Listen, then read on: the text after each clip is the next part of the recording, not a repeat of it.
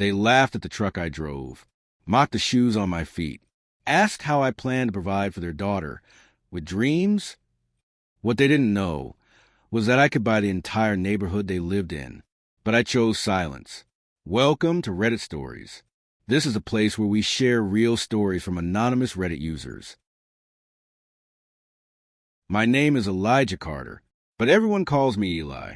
If you Google that name, you might stumble across hundreds of results tied to Carter Holdings, a family empire built over 3 generations. Real estate, tech, media, education. The Carter name is linked to towering numbers, stocks, headlines, photos of my father shaking hands with state governors and Fortune 500 CEOs. But me? I've always felt distant from all of that. I grew up in mansions that had everything, except warmth. At night, the ticking of the hallway clock was louder than it should have been because the house was too big, too empty. I knew the world could love me for the Carter name, the bank accounts, the watch that cost more than a car. But I always carried this fear. If I left all that behind, would anyone stay? And then I met her. Her name was Haley Bennett. A warm smile, soft brown eyes, and the calm of an October morning in Vermont. We met during a summer volunteer program for children with autism.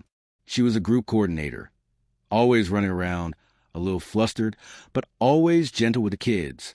I liked the way she saw people, not through brands or titles, but through how they treated others. I kept my identity hidden. She never asked beyond my name, Eli. I told her I worked part-time at a community center, had a few small investments, and spent most of my time with nonprofits. Not once did she ask about my family, my money, or where I saw myself in 5 years. And that's when I knew I was falling, for the way she wiped ink off my hand with a tissue, half scolding, half smiling. We'd been dating for 6 months when Haley said, "Eli, it's my mom's birthday next week. I want you to come home with me for dinner." I nodded, smiled, but something fluttered inside me. "You sure you're okay with it?" she asked. "My parents can be a lot. I don't need them to like me," I said. "I just need you to not be ashamed of me." She squeezed my hand and whispered, "Never." That Saturday afternoon, I drove my old Chevy Silverado 3 hours north to the small town where her family lived.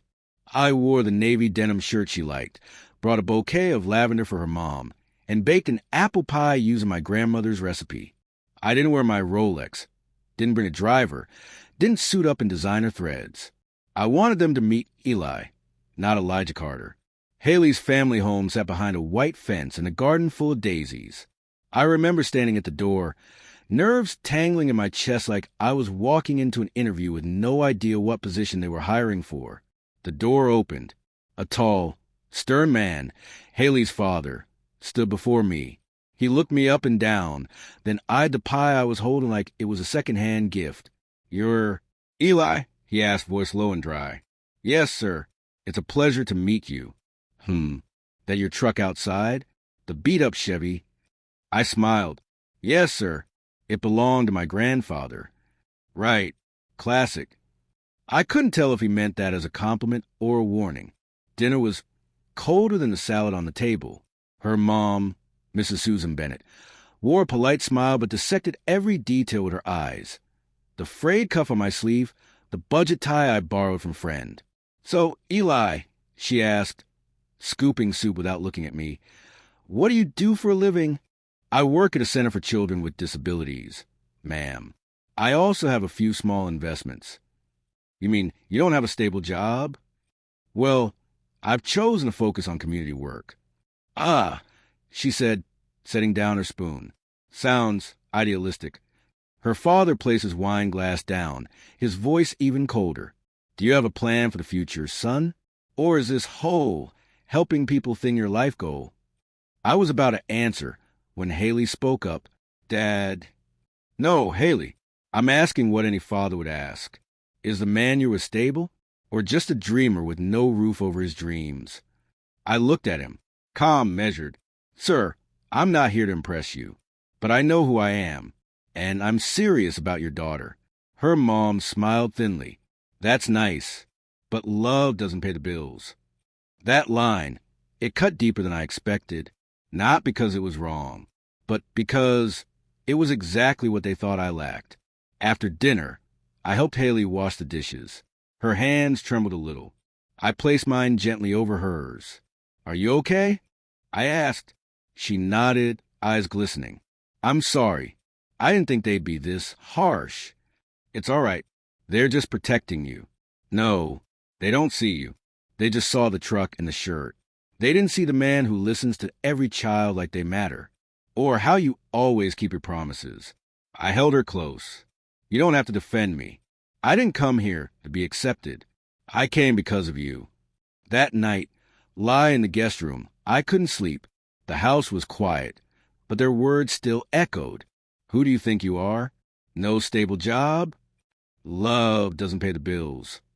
I'd heard flattery from people who knew my last name, seen respect from strangers who saw my balance sheet, but never before had I felt this exposed, because I had chosen to hide all of it, and I thought, tomorrow I'll leave, not because I'm weak, but because no one deserves to be judged by the car they drive or the numbers they never talk about.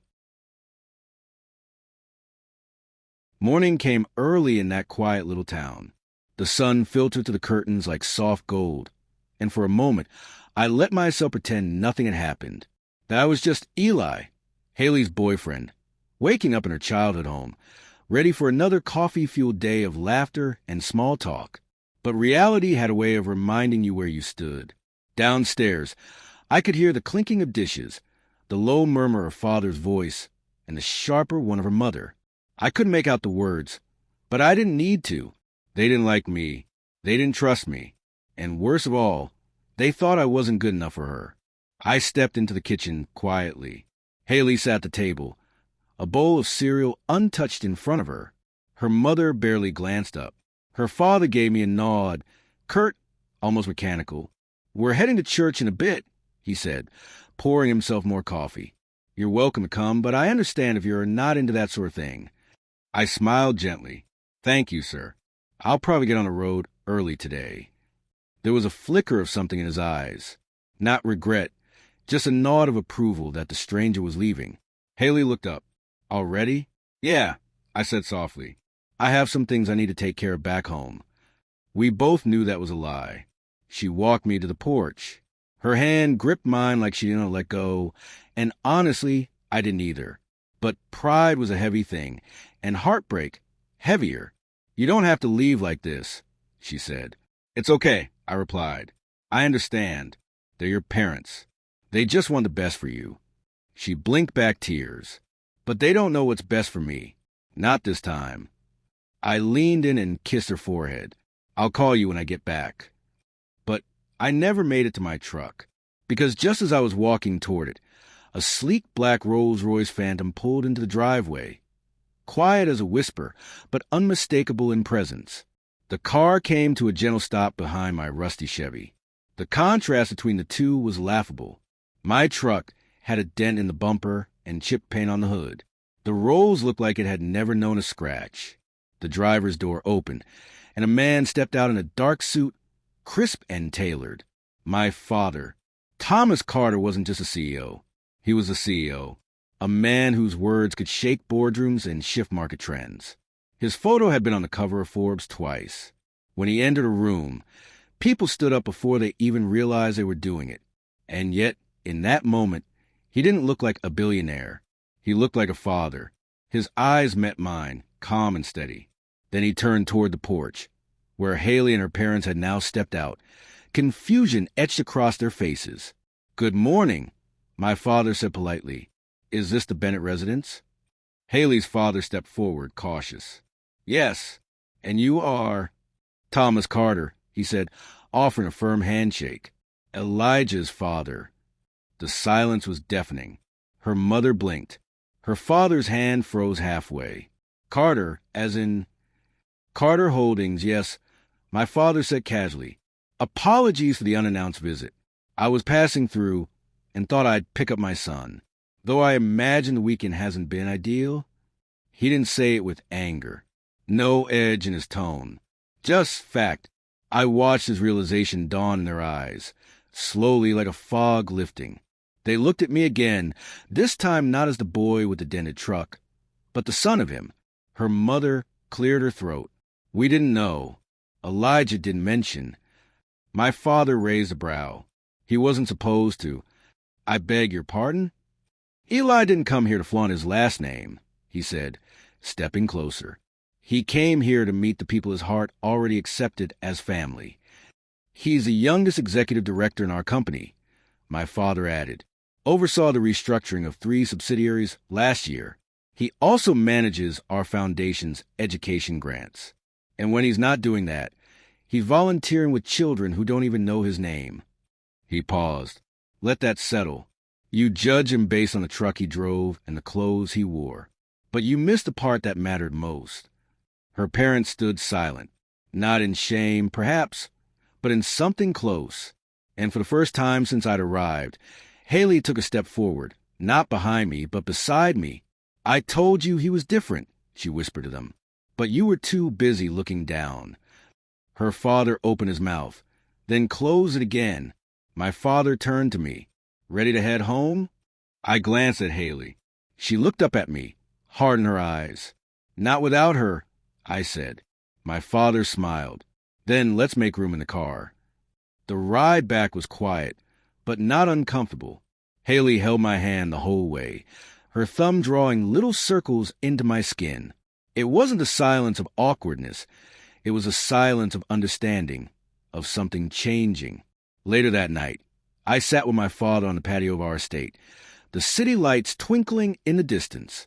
You didn't have to come, I told him. I didn't, he said, sipping a scotch. But I needed to remind you of something. What?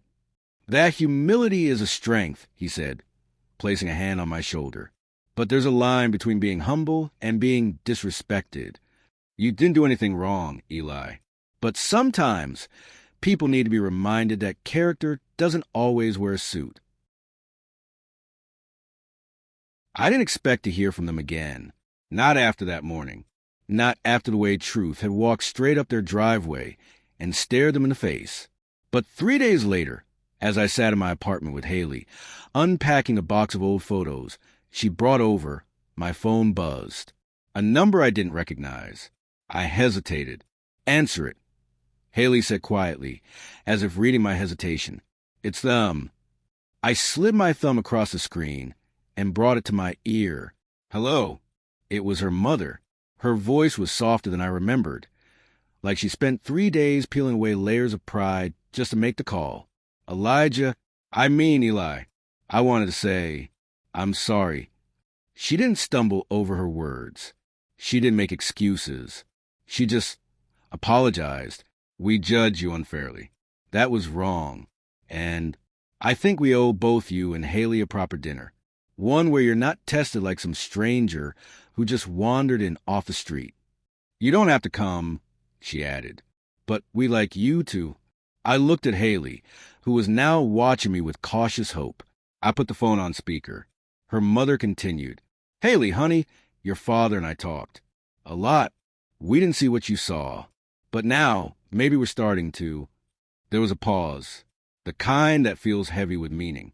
We're not asking for forgiveness, just a second chance. That Friday night, I returned to the Bennett house. Same driveway, same porch, same white fence. But everything felt different. This time, her father met me at the door with a handshake, not a test. Eli, he said, glad you came back. I half expected formality, stiffness, but he surprised me. He looked me in the eye, not through me, and added, I was wrong about a lot of things, and I'm man enough to admit it. We stepped inside. The table was already set. A rosette steaming in the center, wine glasses waiting to be filled. It wasn't fancy, but it was thoughtful, real. Her mother came over, hugged Haley tight, then turned to me.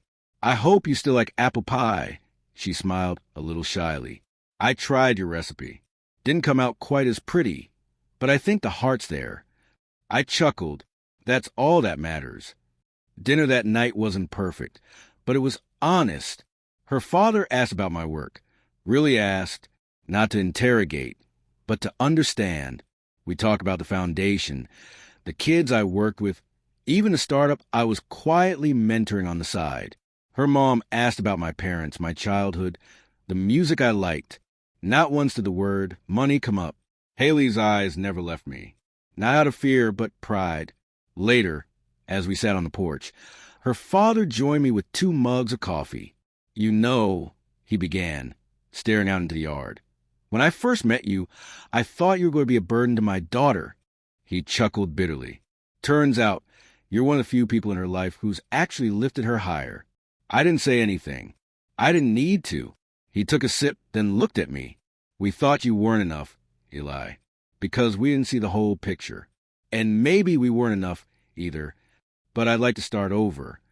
That night, as I drove Haley home, she leaned her head against the window, the hum of the car lulling the silence into something peaceful. "You didn't have to come back, you know," she said. "You had every right to walk away." I glanced at her. "Yeah, but walking away never gets you the things worth staying for." She turned to me, eyes soft. "Do you think they really meant it? Everything they said?" I thought for a moment, then nodded.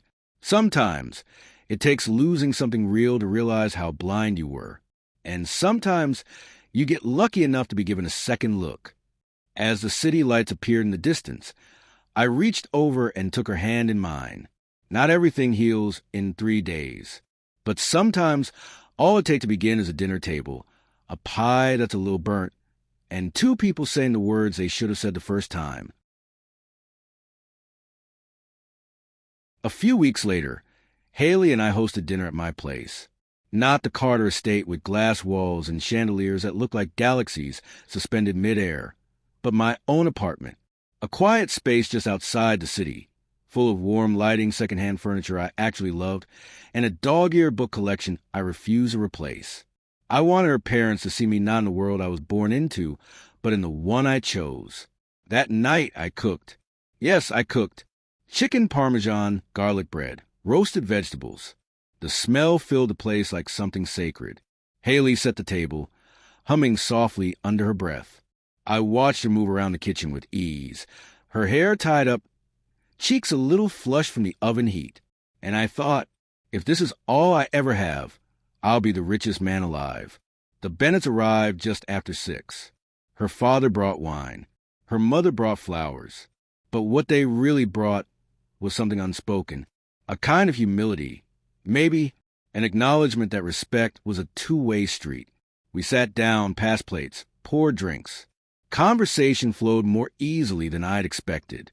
Her dad shared stories from his construction job, how he once fell off a roof and walked it off like some small-town cowboy.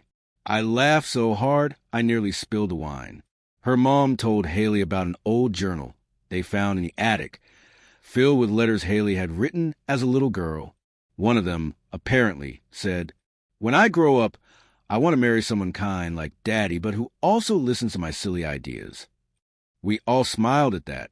"Guess I got the second part right," Haley teased, nudging me with her foot under the table. After dinner, we moved to the living room.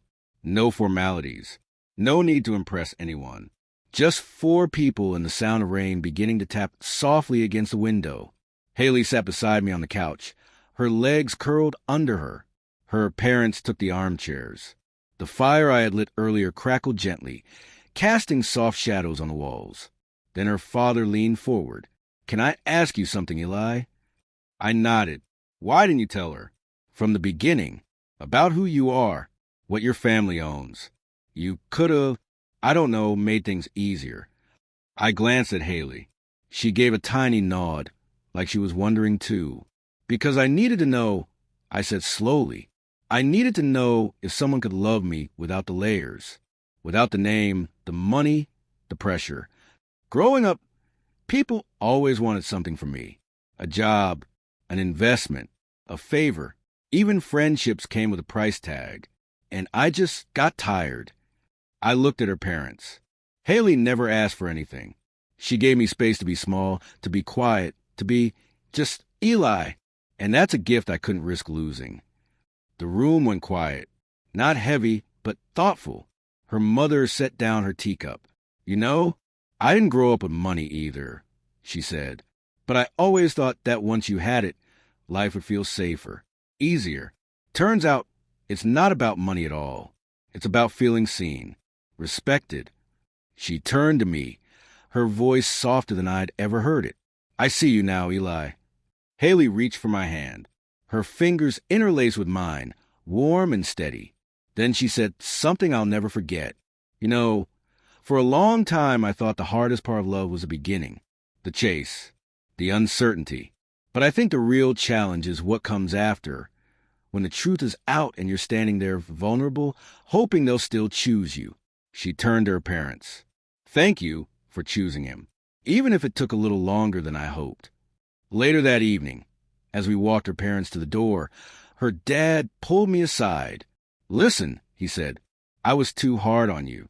I saw a young man with no future, and I panicked because I didn't know you. Not really. But now I see a man who's not just going to love my daughter, he's going to honor her. And that's all a father can ask. He held out his hand. I shook it, this time with something real between us. Not status, not apologies, just respect. After they left, Haley and I stood by the window, watching their taillights fade into the night. Do you feel like they finally understand you? She asked. I think they understand us now, I replied, and that's enough. Weeks passed. Life returned to a quieter rhythm. Haley moved into my apartment, not because it was luxurious, but because it felt like home.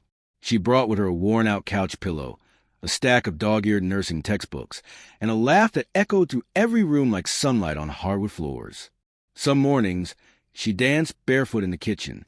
Some nights, we lay on the rooftop, watching the airplanes disappear into the stars. There was no performance between us anymore. No secrets, no masks. Just Eli, just Haley, and it was enough. But one crisp Saturday morning, while we were hiking to the redwoods, her hand tucked inside mine, I looked over at her, wind brushing her hair across her cheek, eyes squinting from the sunlight, and I knew. I didn't just want her to be part of my world. I wanted to build a world with her. So I made a call, not to a jewelry store, not to a planner, not to anyone who would make it fancy. I called my grandmother. You still have it? I asked her. She didn't even need me to say what it was. I've kept it in my drawer for 50 years. She smiled through the phone. It's yours now. 3 days later, she handed me a velvet box. Inside was a ring my grandfather had used to propose to her, a simple gold band with a tiny emerald, not expensive by today's standards, but priceless in weight. He gave me this when we had nothing but love and half a loaf of bread, she said. So, if you're giving it to someone who makes you feel that rich, it's in good hands. I didn't plan a dramatic scene. No flash mobs. No candlelit hotel rooftops. No hidden photographers behind trees. Just us. We drove to the bookstore where we first met. 6 aisles and a cashier who still wore cat-eye glasses and a chain of pearl pins. Haley didn't realize at first. She thought we were stopping in to kill time before brunch. Still pretending you read poetry, she teased. I'm hoping you'll still fall for it. I smiled. I walked to the poetry aisle. Same spot where she once laughed over a crooked stanza in a forgotten book. I reached for it. Yes, it was still there, still crooked, and handed it to her. She flipped it open, eyes widening. Inside the cover, where the author's name used to be, was a handwritten line. Will you marry me? Not because of my name, but because of the way I love you.